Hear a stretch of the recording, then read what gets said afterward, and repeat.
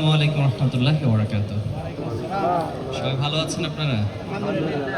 এত সুন্দর সাংস্কৃতিক যে মনোজ্ঞ আয়োজন চলছে, এর মাঝখানে আসলে বক্তব্য ভালো লাগার কথা না, স্বাভাবিকভাবেই।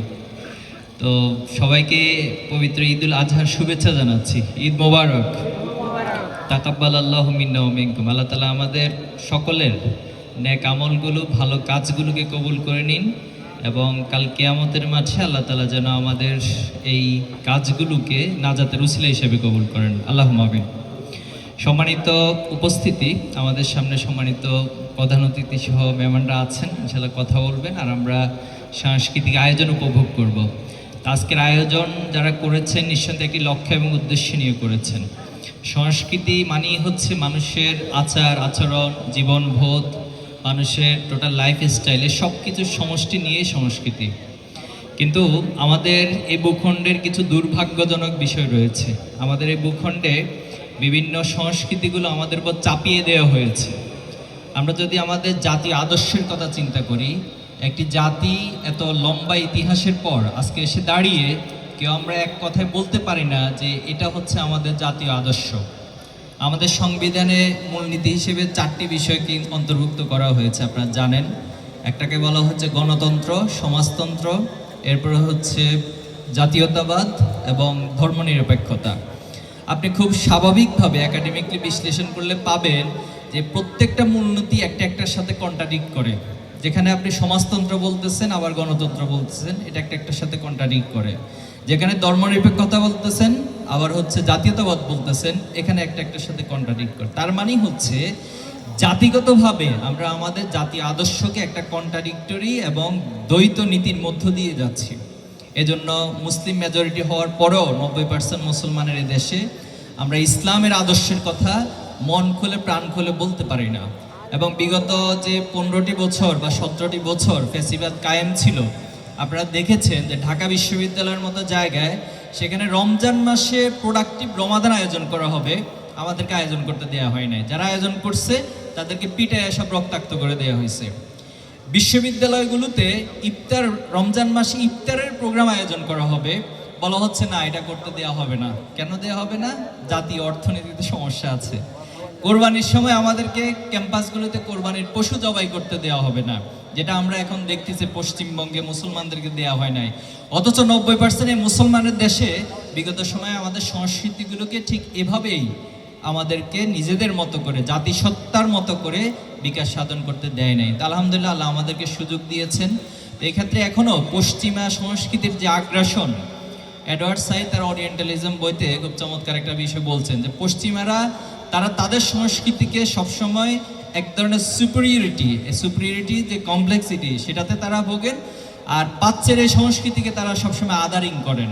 তারা এক ধরনের কালচারাল হেজিমনি আমাদের উপরে জোর করে চাপিয়ে দেন। তো তার প্রভাবে আমরা দেখি যে তারা সবচেয়ে বড় যেটাকে গ্রহণ করেছে, মিডিয়াকে গ্রহণ করেছে। এই মিডিয়ার মাধ্যমে আপনি দেখবেন নাটক, সিনেমা, এরপরে আদার্স আরও যত কন্টেন্ট তৈরি করা হয়, এর মধ্য দিয়ে খুব সূক্ষ্মভাবে আমাদেরকে মানসিকভাবে সাংস্কৃতিক গোলামে পরিণত করে। আমরা ইচ্ছে অনিচ্ছে আমাদের যে জীবনাচার অথবা আমাদের যে লাইফ স্টাইল, আমাদের চালচলন, সব কিছুর মধ্যে পশ্চিমাদের সে আগ্রাসন। অথচ দেখেন পশ্চিমাদের বাস্তব অবস্থাটা কি? তারা হচ্ছে একটা ভোগবাদিতার মধ্য দিয়ে যায়। তাদের মধ্যে পারিবারিক কোনো বন্ধন থাকে না। তাদের পারিবারিক বন্ধনগুলো আপনি খুঁজবেন যে এটা শুধুমাত্র অকেশন, কিছু দিবস কেন্দ্রিক তারা পালন করে। এছাড়া তাদের অনেক ক্ষেত্রে এমন হয় যে একটা সন্তান ভূমিষ্ঠ হওয়ার পর তার আসলে পিতার পরিচয় কি, এটা তারা খুঁজে পায় না সেখানে। এবং অধিকাংশের ক্ষেত্রেই যেটা হয় যে তারা তাদের মায়ের পরিচয়ে বড় হয়। তো এই পাশ্চাত্য সংস্কৃতি, এরপরে কিছুদিন আগে আপনারা দেখছেন যে অ্যাপস্টেইন একটা কেলেঙ্কারি ফাঁস হয়েছে, দেখছেন নাকি আপনারা? অথচ দেখেন পৃথিবীকে তারা নেতৃত্ব দিচ্ছে, পৃথিবীতে তারা দাপটের সাথে সবকিছু চালাচ্ছে। অথচ এই মানুষগুলো, এই নেতাগুলো, তাদের মানসিকতা, তাদের যে জীবন কতটা অশ্লীল, কতটা নিকৃষ্ট মানসিকতার হতে পারে। তো তারা যদি পৃথিবীকে নেতৃত্ব দেয়, এই পৃথিবীর কোনো উন্নতি আসলে হবে?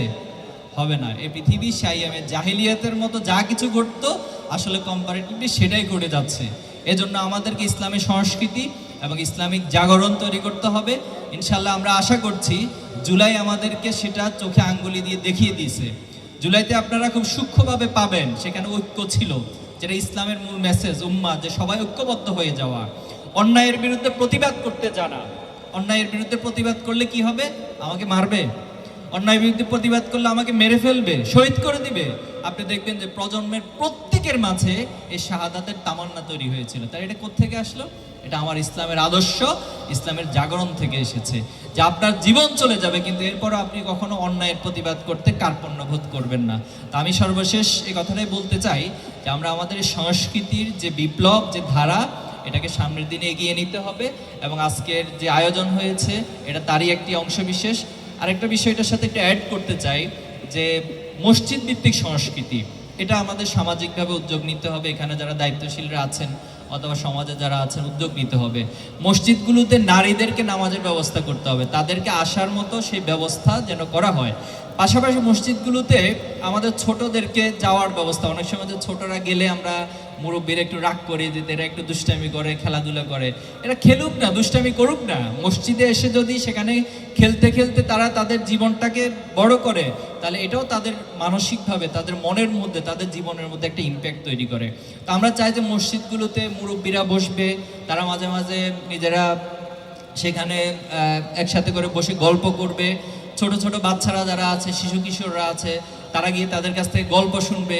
তো এই মসজিদ ভিত্তিক সংস্কৃতিগুলো যদি আমরা বেশি প্রমোট করতে পারি, তাহলে আমাদের পাশ্চাত্য সভ্যতার বা পাশ্চাত্য সংস্কৃতির যে আগ্রাসনগুলো অথবা পার্শ্ববর্তী রাষ্ট্রের যে ধর্মীয় লেবাসের যে আগ্রাসনগুলো, এগুলোকে আমরা ওভারকাম করা আমাদের জন্য সহজ হবে। আল্লাহ আমাদের সবাইকে তৌফিক দান করুক। এবং কোরবানির যে শিক্ষা, নিজেকে আল্লাহর কাছে সঁপে দেওয়ার মানসিকতা নিয়ে আল্লাহর গোলাম হিসেবে আমরা যেন নিজেদেরকে তৈরি করতে পারি। সমাজের পুরো সমাজ ব্যবস্থাকে যেন আল্লাহর গোলামির মধ্য দিয়ে, আল্লাহর কাছে সাবমিট করে দেওয়ার মধ্য দিয়ে যে মানসিকতা, সেভাবে সমাজকে গড়ে তুলতে পারে। আল্লাহ আমাদেরকে সেই তৌফিক দান করুক। আবারও আয়োজক কমিটি সহ সবাইকে ধন্যবাদ জানিয়ে আমার কথা শেষ করছি। আসসালামু আলাইকুম রহমতুল্লাহি ওয়া বারাকাতুহু।